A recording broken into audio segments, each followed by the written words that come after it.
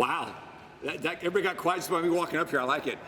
Good morning, everybody. Appreciate you all being here. I am super excited to introduce Kari, and I'll get to that in a second. But I want to talk a little bit about the search process that kind of got us to this point. How do you replace one of the greatest coaches in our history and a dear friend to all of us in Katrina Merriweather? That's a really hard, tall order. And enter Kari to sort of start the story. And I had never met Kari before she walked in for her interview. And I knew about her. I knew about her success. I knew she was a student-athlete-centered coach in person. And so obviously we gravitate toward that, but I had not met her until she walked in my office to basically start her day in the interview process. A day that would encompass about 7 hours of meeting with about 8 different groups. And I'll tell you right away, the vibe she gave off for me was so wonderful, so impressive. It took me about a minute to think, wow, this woman will fit perfectly in our PSA culture. But I must admit, I thought, listen, she's super impressive in the first hour. Can she sustain this through this gauntlet of different groups? And we really sort of put her through the ringer. Well, fast forward to the next day, and we let our staff sort of have a day to download everything. We all got together, and I reached out to every single group she had met with, and she basically wowed them all. I mean, maybe unlike anything I've ever seen, and Lord knows we've done enough searches here, in any search we've done. And so the impressiveness started early in the day and just really built into the second day. People were so drawn toward her, gravitated toward her, talk about her charisma, her energy. It was really an infectious kind of a thing that ran through our entire staff and every group that met with Kari. And so you couple that with the fact that we started checking references then, doing our due diligence, and not just references that Kari would provide or people that she would have us call, certainly non-listed references as well. So when you do reference checking, you do it the right way.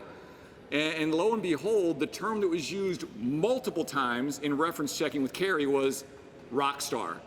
Bob, you'd be getting a rock star. Joy Lynn, she would be a rock star. She is a rock star. And so, I mean, honestly, it became a no-brainer for us at that point. She was phenomenal during the interview process. Every reference, every non-listed reference was so high on her. And so I could not be more happy. This is just the prelude to the Kari Wright State story. I can't wait for the story to unfold.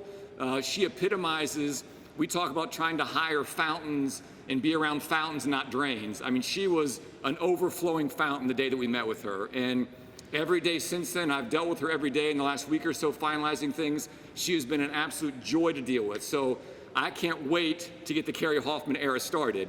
And I'll call Kari up here quickly to the side with my boss, our president, Sue Edwards, for a quick presentation.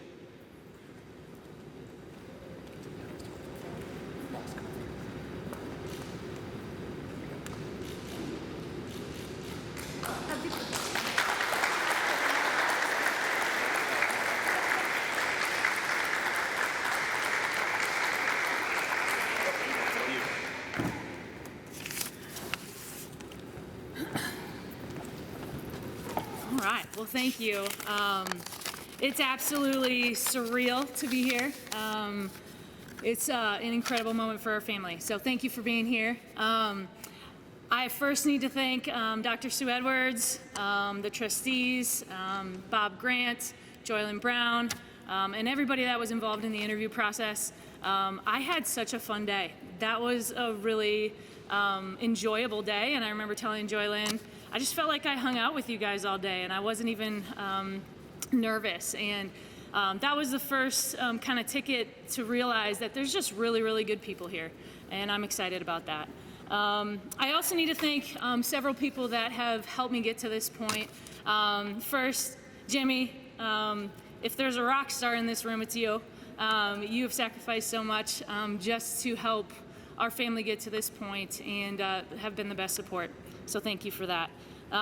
Finn, Brez, and Trip, you guys are my world, and I would do anything for you guys, and you look really good in green and yellow. To our families, Nana and Poppy are here. My mom and my brother couldn't make it, but you guys have absolutely been the best support system, and I'm just beyond grateful for you. You've sacrificed so much of your time in your life to help us raise these guys, and we are just so thankful for that. So thank you. Dad, I know if you were here, you would be proud.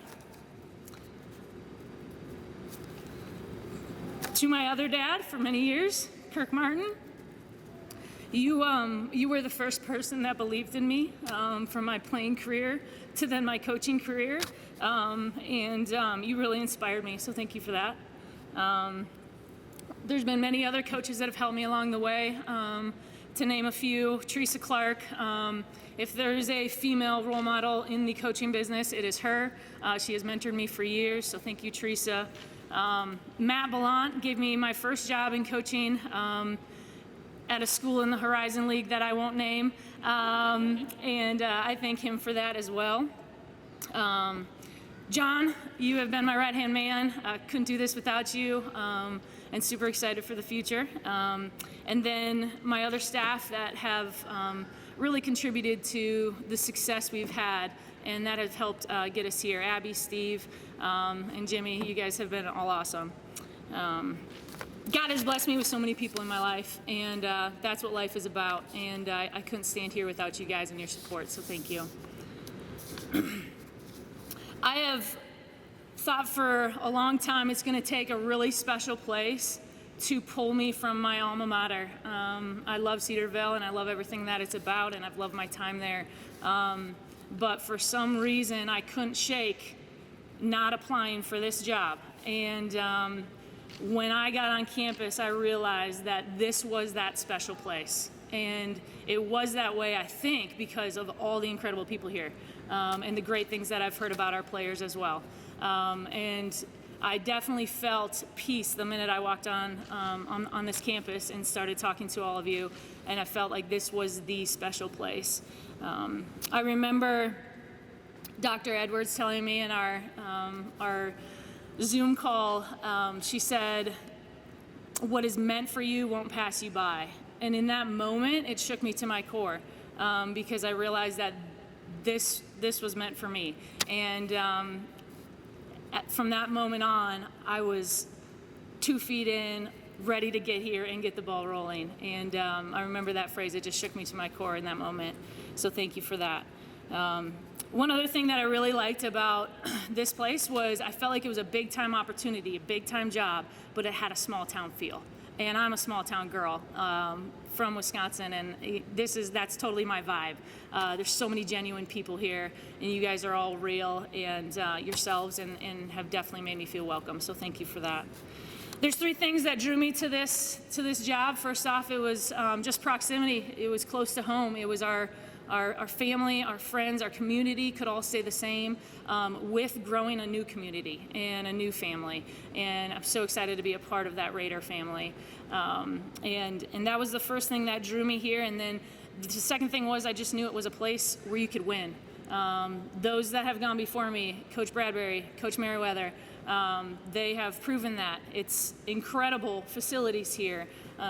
Incredible resources, and so I'm looking forward to carrying on that tradition of a place that you can be successful at. And then the last thing was just the priorities. I feel like this athletics department has their priorities straight, and that has led to a winning formula. Care about the person first, then the student, and then the athlete.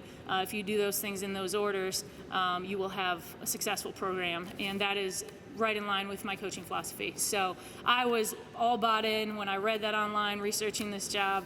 And the best part about that is I feel like that can just be fluff. Those can just be words on a page, but they're not here. And in my short time and my week of getting to know everybody, I feel like I have truly seen everyone care about the person, then the student, then the athlete. So it's super impressive to me.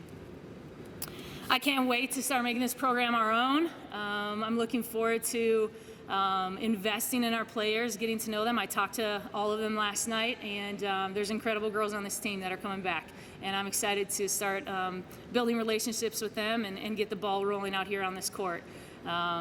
Hopefully we can continue to recruit a lot of the same kids, Ohio kids. We're looking forward to keeping those relationships strong and bringing some local players here to Wright State. And we're really looking forward to putting a product on the floor that's not only fun to play, but fun to watch. We hope to play fast. We hope to share the basketball well. We hope to get down and play some gritty team defense. And hopefully it'll be not just fun to play, but fun to watch. Looking forward to putting more of the community in the Nutter Center and fill that building up. And looking forward to representing this university and this athletic department really well. So thank you for having me. Raider up, baby.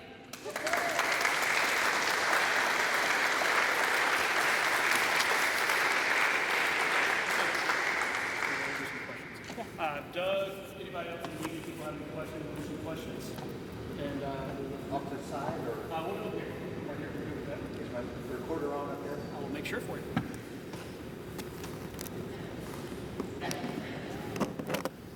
Right there. Yes, it is. Sir. Hi, Kari. Hi, Doug. Congratulations on getting the job. Thank you. Those banners up there, I couldn't help but notice, they've had a heck of a run here. And just how does that make you feel? Does it inspire you? Is there a goal a little bit, or what's your reaction? Yeah, first off, like I said, it's just a really great opportunity to keep that success going. And I'm looking forward to that. I do think we'll have our challenges ahead of us, but I think we can hit the ground running and bring in a lot of that same talent that the coaches before us have done and keep those banners filling the walls. So that is the goal, and I definitely think that that's possible, and looking forward to that challenge. You mentioned that you got to talk to the girls last night. What was kind of your first impression of getting to talk to the team? Yeah, they were super kind. They all congratulated me. They were definitely expressing their excitement, probably to finally have a coach. It's been a long time coming, a couple months. And I think, I was really impressed with their desire to want to get better. Several of them asked me, what do you think I can bring to the table? What do you see in me? I think they're putting in their work right now, and I'm looking forward to getting them back to campus and working with them. You're an inspiration to working moms everywhere. What are the ages of your kids, and just how do you, college coaching is about the busiest job I can imagine. How do you balance all that? Yeah. I think that is one reason why I do coach, because I don't think there are enough moms in the business. I could not do it without my support system. It's probably nearly impossible if those little people are ones that you care about, and I would do anything for them. I'm not willing to sacrifice time with them for any career. They are my biggest career, and I think this job and this place has shown that that balance can happen. And we're going to work our tails off, and we're going to put in our hours and continue to bring great players here and put a great basketball product on the floor. But I could not do it without the village that helps me. And the other great thing about being a working mom in the coaching field is that they definitely always bring back the correct perspective. When I get home and I'm upset after a loss, they don't care, and they're just hugging me and wanting to play with trucks, and that's just a really good reminder of it is a basketball game, and we do care a lot about it and invest a lot of our lives in it, but there are more important things in this life, and that goes back to the mission statement of this athletics department and caring about people first. What are their ages, if you don't mind? Oh yeah, sorry. Finley is 6, Breslin is 4, and Tripp is 2. All their birthdays are in April. I've spent the last 6 years being pregnant every other year. Do the math. So being, at Cedarville, did you get to pay attention to Wright State a lot over the last few years? Yeah, I've been to several games over here. Back when Coach Bradbury was the coach. Because I came right from that school I won't mention in the Horizon League to Cedarville. So I knew a lot of the players that were still there, and so when they came to play Wright State, I'd come back and watch them. And I've had a lot of respect for Coach Merriweather and just what she has built and sustained in the past 5 years. That was another thing in talking to the players. They all just said, like, the best part about this program is the family atmosphere. and that's what a program's built around in my mind. So I'm looking forward to continuing that. But yeah, I've had I've been to a lot of games over here. A little bit more nuts and bolts question. Angel Baker, I think, has transferred. Is that a done deal? Do you expect everybody else back, or too early to tell? I believe we have 8 returning players. Many of them went to the transfer portal. A lot of offensive production went to the transfer portal, but I see a lot of potential in the returners. I think that they are itching for their chance, for their shot, for a new opportunity. And so it will look like a different team, most likely, but we're looking forward to working with them. You mentioned that this place has a small town feel. How important is that to you? It's huge. It's huge. To me, it's never been about climbing the ladder. It's never been about getting myself to Division I. I've just wanted to be where I'm supposed to be. And I think I don't work well under just a big production or a big time feel. I think I speak it like it is. I'm pretty blunt. And Kirk's always told me I had that Wisconsin bluntness to me. But I think if you're not being real, you're fooling yourself. So, I think that's a huge draw for me. I think this is an awesome opportunity and a big time job, but I love that it just feels like everybody's family. We're all in this together, and it is a small town feel. Last thing for me, you touched on it, and I know he's here, so he's going to get Big Ed. Yeah. But he recruited you, you played for him, he made you his assistant. Just your history with him and what it's meant to you. Yeah, he's been like a fill-in dad for me. Has so much wisdom. He has kept the game really simple, and I've appreciated that about him. He's one that's we'd all go over to his house. We still bring our families around his family, and he's really family to me. So, yeah. Kirk has been, he's just really started this whole process for me. He was the first to tell me, you have it. I want you as my coach, and I'm going to make sure that happens someday. And he told me that when I was a player. And so just that belief when I was 20 years old just meant the world to me, and I'll never forget it. What is your coaching style like? Can we expect to see you laid back on the bench and jumping up and down? Probably a little mixture. I'm all about motivating our players. I think they sometimes need a little kick in the pants, and I'm not afraid to give it to them. But I really just want to encourage them, make sure we're bringing out the best in them, and make sure we're putting them in positions to succeed. When you're doing that, everybody's having fun. I want to see a lot of joy out there, and hopefully that starts with our coaching staff, a lot of energy. So, yeah, I think that's kind of a roundabout way to see it. I'm a little bit of both. I try not to get too angry. I don't think that looks good on the sideline, but there are moments where that needs to happen. So.